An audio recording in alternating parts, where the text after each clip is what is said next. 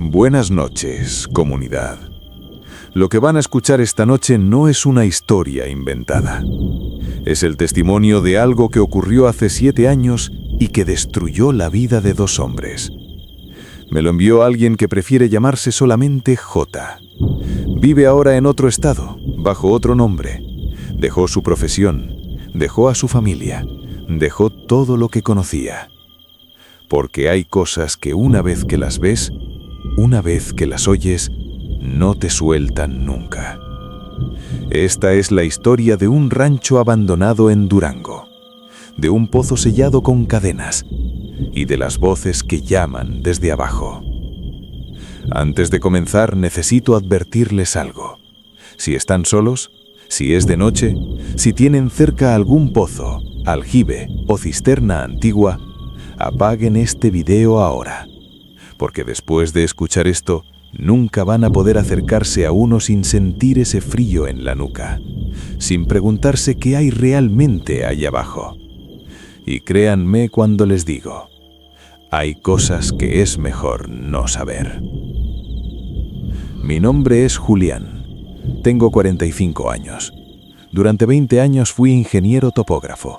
Trabajé en todo tipo de terrenos, desde desarrollos urbanos hasta minas en medio del desierto. Nunca creí en fantasmas, nunca creí en maldiciones.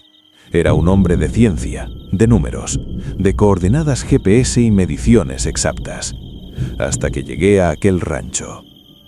Todo comenzó con lo que parecía el negocio de mi vida.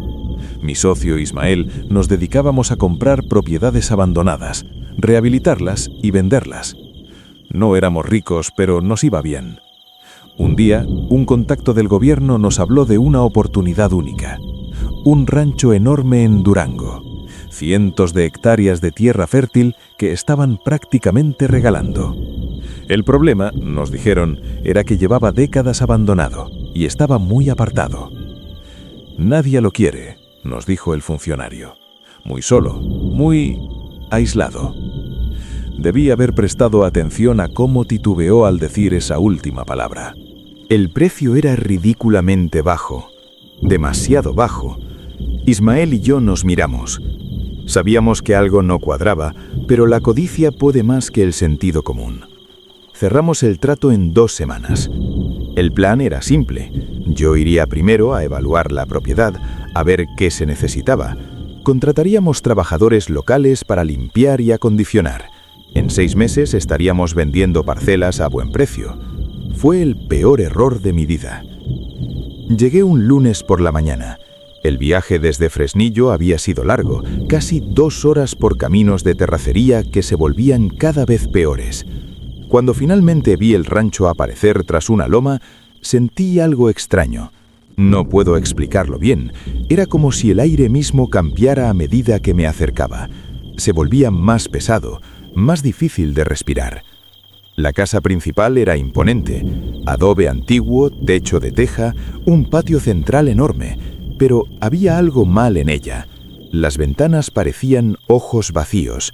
La puerta principal, de madera maciza, estaba entreabierta, chirriando suavemente con el viento. Y entonces lo vi. En la esquina más alejada del patio, casi escondido entre la maleza, había un pozo. Pero no era un pozo normal. La tapa era de concreto macizo, de al menos 30 centímetros de grosor.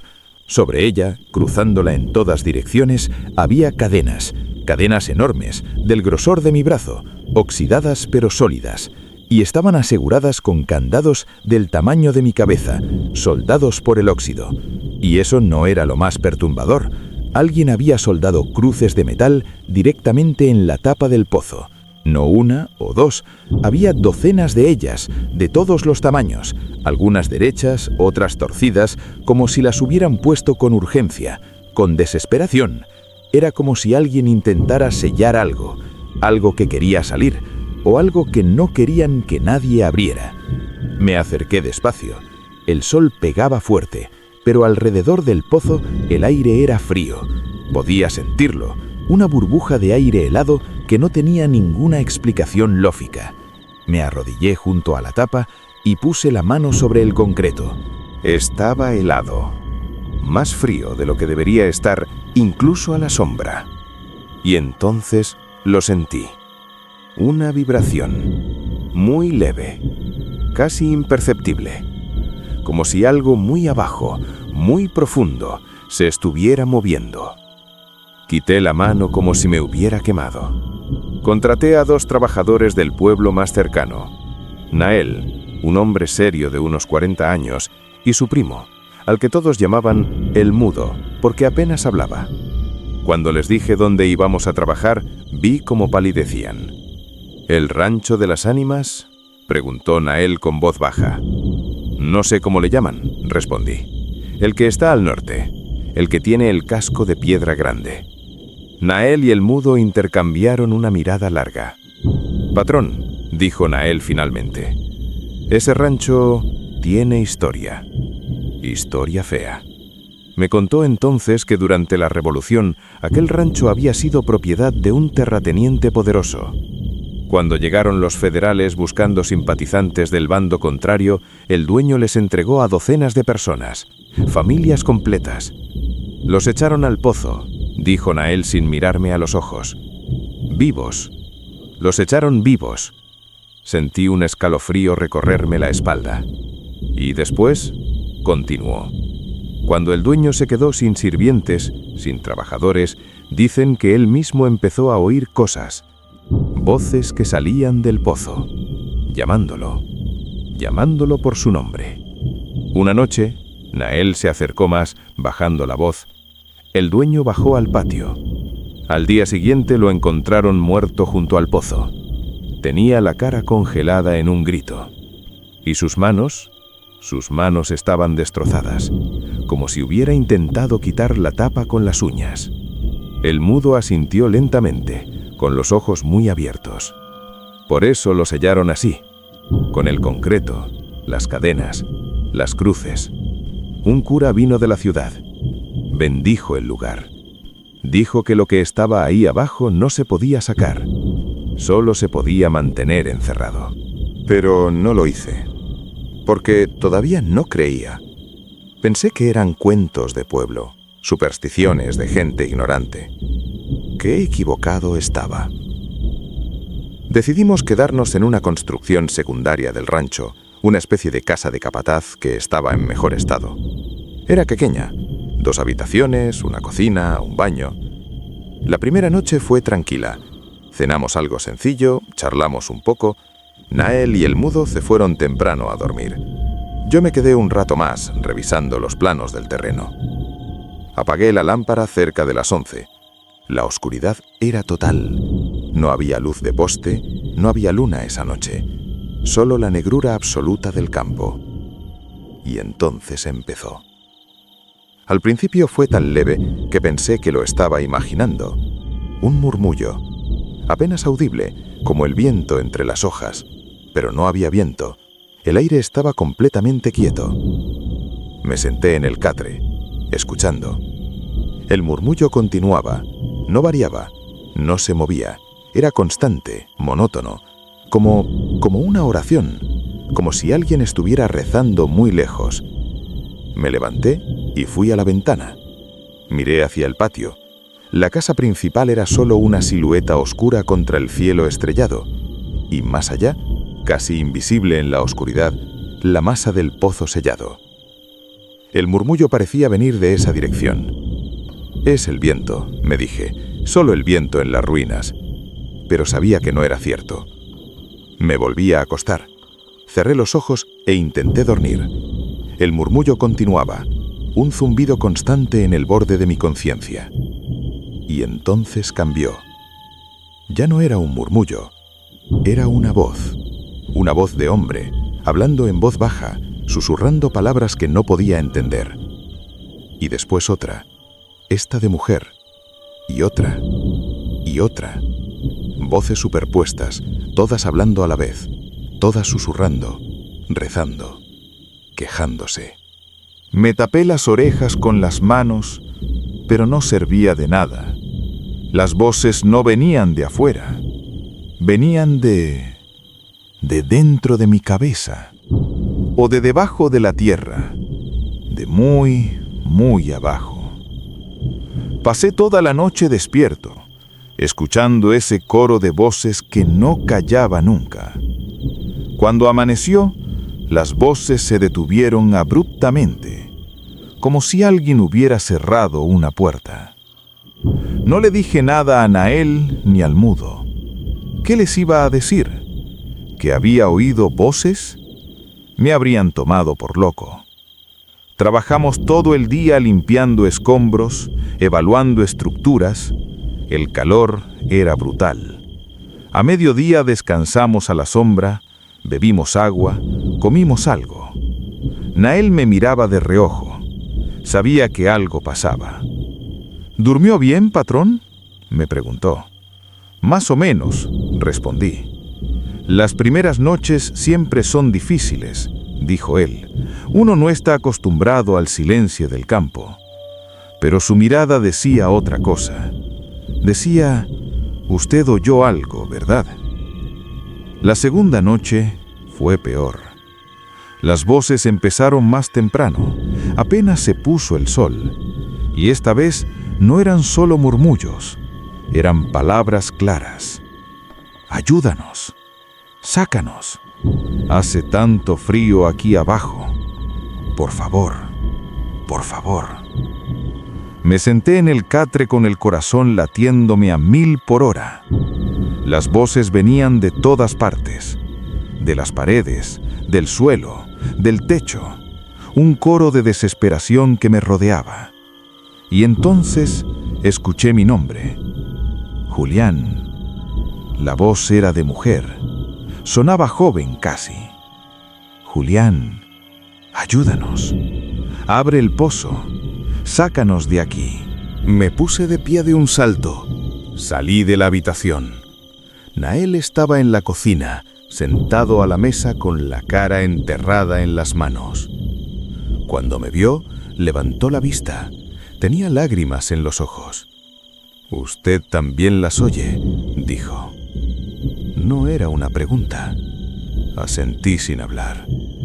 «Yo las he oído desde la primera noche», confesó, «pero no quise decir nada. Necesito este trabajo, patrón. Mi familia necesita el dinero». El mudo apareció en la puerta. Estaba temblando. Señaló hacia afuera, hacia el pozo. «Él dice que alguien está caminando allá afuera», tradujo Nael, «alrededor del pozo». Los tres salimos juntos. La noche estaba clara, con luna llena. Podíamos ver el patio perfectamente. No había nadie. Pero entonces lo escuchamos todos. Un sonido metálico, lento, pesado, el sonido de cadenas arrastrándose. Y no venía de fuera, venía de abajo, del pozo, como si alguien estuviera jalando las cadenas desde adentro. Al día siguiente llamé a Ismael. «Tenemos un problema», le dije.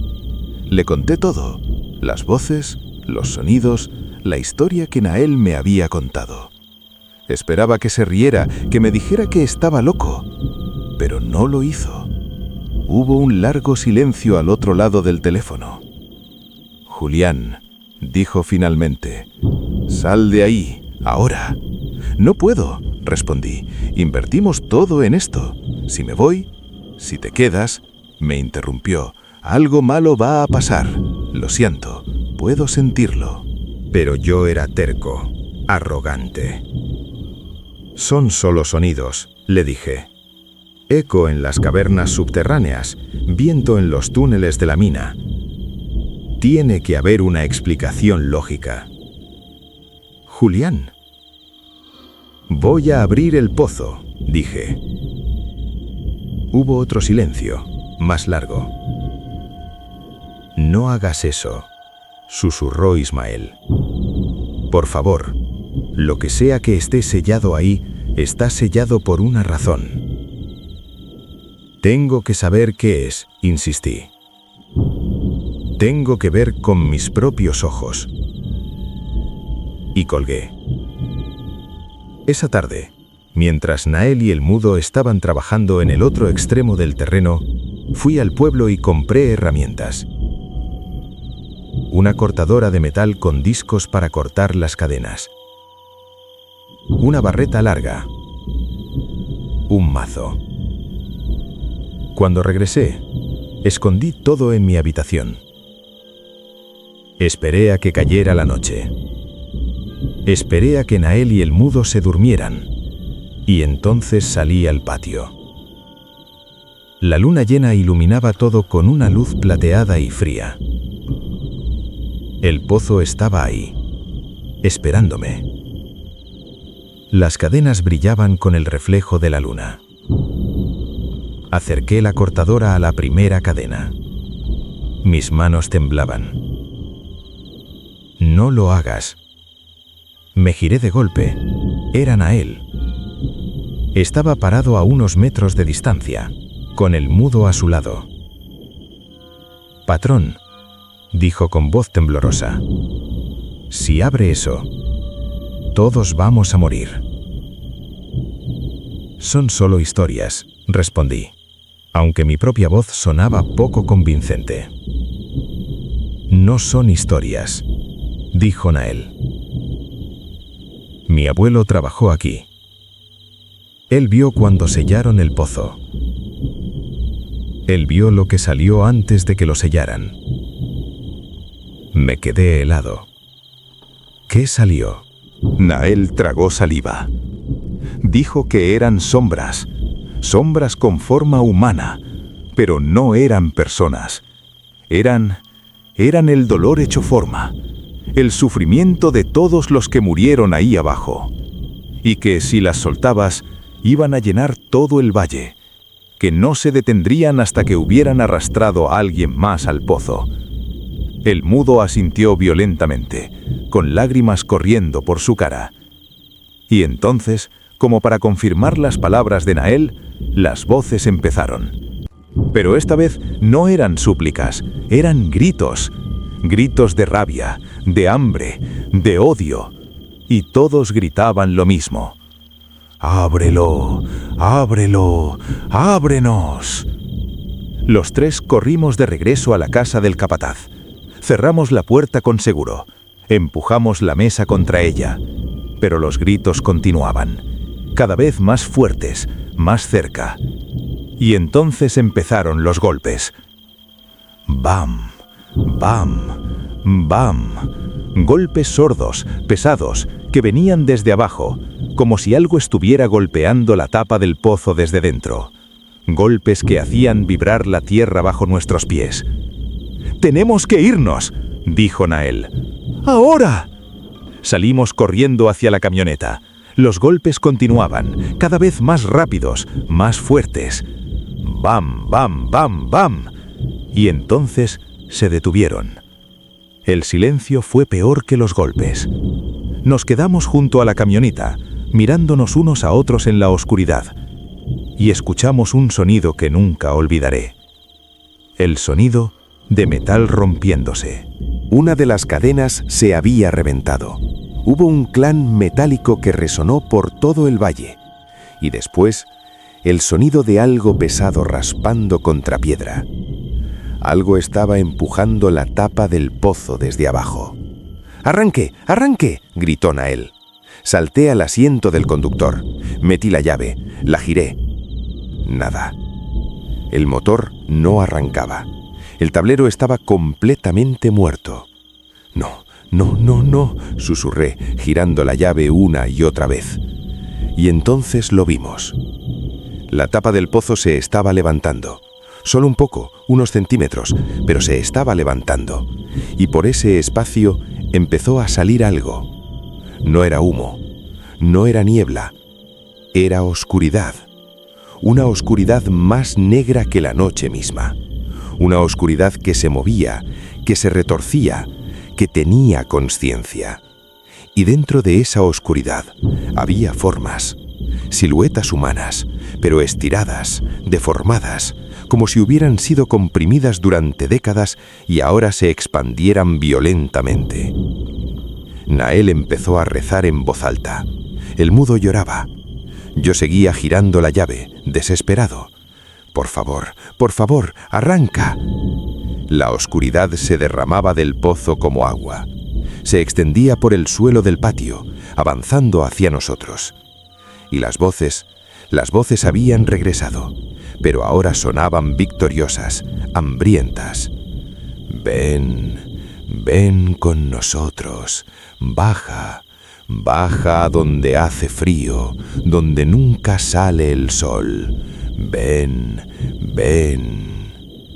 La oscuridad llegó hasta la camioneta, empezó a trepar por las llantas, y entonces, milagrosamente, el motor arrancó. Metí la marcha, pisé el acelerador hasta el fondo, las llantas patinaron en la tierra, la camioneta se sacudió violentamente. Y salimos disparados. Manejé como un loco por el camino de terracería. Las ramas de los árboles golpeaban los costados de la camioneta. Los baches nos sacudían brutalmente. Pero no importaba. Solo teníamos que alejarnos. Miré por el retrovisor. La oscuridad nos estaba siguiendo. Se movía por el camino detrás de nosotros como una ola negra, cubriendo todo a su paso. Los árboles que tocaba se marchitaban instantáneamente. Los arbustos se convertían en ceniza. ¡Más rápido!, gritó Nael. Pero ya iba lo más rápido que el camino permitía. Si aceleraba más, nos volcaríamos. La oscuridad se acercaba. Podía verla en el espejo. A 100 metros, a 50, y entonces vimos algo dentro de ella. Caras. Decenas de caras pálidas, demacradas, con bocas abiertas en gritos silenciosos. Manos esqueléticas que se estiraban hacia nosotros. Nael sacó algo de su bolsillo. Un rosario. Empezó a rezar a gritos. El mudo sacó un escapulario y lo presionó contra el vidrio trasero. No sé si fue la fe, la suerte o simplemente que llegamos al límite del alcance de esa cosa. Pero cuando alcanzamos la carretera pavimentada, la oscuridad se detuvo. Se quedó ahí, en el borde entre la terracería y el asfalto, como si no pudiera cruzar. Las caras dentro de ella nos miraban, y podía jurar que algunas sonreían. Conduje durante 2 horas sin parar, hasta que llegamos a Fresnillo, hasta que vimos luces de la ciudad, gente, normalidad. Solo entonces me detuve. Nael y el mudo se bajaron inmediatamente, se arrodillaron en la calle y besaron el suelo. Yo me quedé en la camioneta, temblando, porque sabía que esto no había terminado. Llamé a Ismael esa misma noche. «¿Lo abriste?», dijo en cuanto contestó. No era una pregunta. «No llegué a abrirlo», respondí. «Pero una cadena se rompió, la tapa se movió, algo salió». Silencio largo. «Tenemos que volver», dije entonces. «Tenemos que sellarlo de nuevo». «¿Estás loco?», gritó Ismael. «No vas a volver a ese lugar. Si no lo sellamos, va a extenderse, va a llegar al pueblo, va a...» «Llama a las autoridades», me interrumpió. «A la iglesia, a alguien, pero tú no vuelvas ahí». Pero sabía que no podía hacer eso. ¿Qué les iba a decir? ¿Que había liberado algo de un pozo maldito? Esa noche no dormí. Cada vez que cerraba los ojos, veía esas caras pálidas dentro de la oscuridad. Y escuchaba mi nombre. «Julián, vuelve. Termina lo que empezaste. Ábrelo todo. Libéranos a todos». A la mañana siguiente, encontré noticias en internet. Un pueblito cerca del rancho había sido evacuado durante la noche. Los reportes hablaban de un incidente ambiental no identificado, una nube tóxica que había cubierto el pueblo al amanecer. No hubo muertos, decían, pero la gente se negaba a regresar. Hablaban de pesadillas, de voces, de sombras que lo seguían. El pueblo fue declarado zona de peligro, acordonado. ¿Y el rancho? El gobierno lo confiscó, oficialmente por peligro estructural. Cerraron todos los accesos, pusieron guardias. Ismael y yo perdimos todo nuestro dinero. Pero honestamente, fue un precio pequeño. Han pasado 7 años. Me mudé a otro estado. Cambié de profesión. Ya no soy topógrafo. Nael y el mudo también se fueron. No sé dónde están ahora. Nunca volvimos a hablar. Ismael y yo tampoco nos hablamos. Cada uno sabe lo que el otro vivió. No hay necesidad de palabras. Pero hay una razón por la que cuento esto ahora.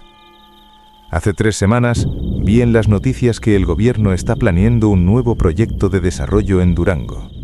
Van a remover estructuras peligrosas antiguas. Van a limpiar la zona. Mostraron un mapa. El rancho está en esa zona. Van a demoler todo. Van a quitar escombros. Van a quitar el pozo. Por eso les cuento esto. Por eso rompo mi silencio. Porque si leen esto, si alguien con poder lo lee, no toquen ese pozo.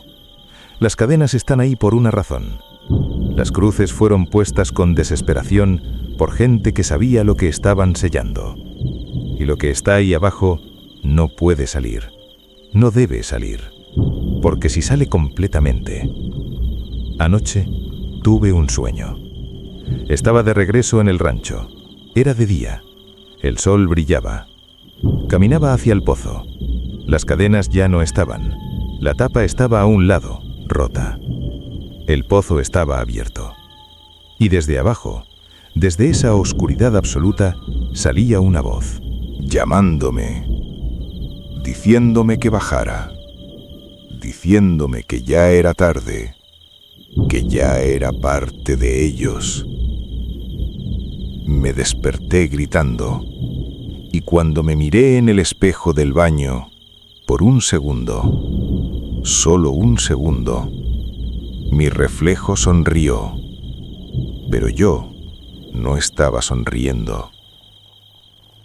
Comunidad, si alguno de ustedes vive cerca de Durango, si alguno tiene acceso a información del gobierno, por favor, no dejen que abran ese pozo. Por el amor de Dios, no lo abran, porque lo que está ahí abajo ha estado esperando un siglo y tiene mucha hambre.